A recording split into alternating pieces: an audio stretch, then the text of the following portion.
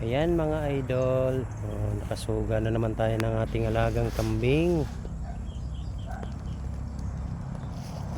Ayan sila. Napakakapal ng damo dito kaya busog yan sila dyan mamaya. Huwag lang magkaroon ng cobra. Naku po, kawawa naman ako. Yan yung barako. Ito yung barako. Oh, lakas kumain ng damo. Yan.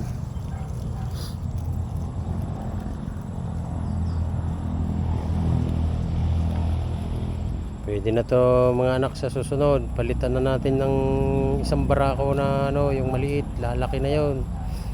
Pag nangasawa na yon, pwede na yon palitan ito. Oh, may handa. Maghanda na kayo. Na kayo ng kung anong okasyon ito pwede na tong katayin. May kapalit na isang barako yung brown. Pag nanganak yung inahin edi bawi na naman, di ba?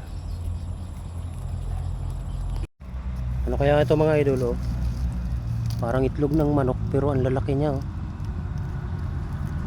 pinagpisaan na.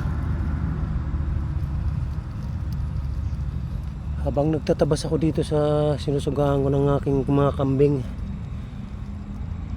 kita ko siya.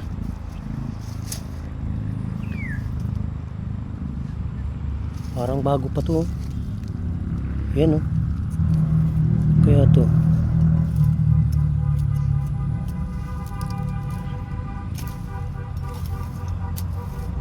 Anong itlog kaya yan mga idol? Manok ba yan o wild duck? O sawa?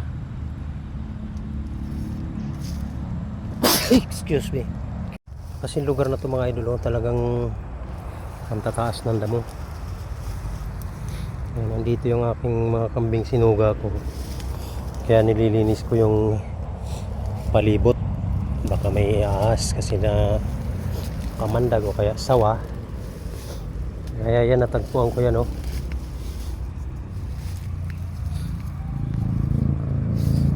May mga itlog, pinagpisaan na. Nakatakot naman, baka mamaya hindi naman yan sa cobra dahil mga bilog, parang wild duck. Baka may wild duck dito. Kaya maganda talaga mga idol pagka ganito ka suka lang paligid, dapat talaga nililinisan ng palibot. Kasi hindi natin alam kung anong mga pwedeng manirahan dito sa lugar na ito. Dahil ito ay gubat ang likod. Yan, gubat pa yan mga idol. Lalaking puno. Ay dito tayo nagsuga ng kambing dahil madamo. So may natagpuan nga tayong ganyan na parang itlog ng manok pero malalaki siya. Malalaking itlog to, baka itlog ng sawa ito. Hindi natin malaman.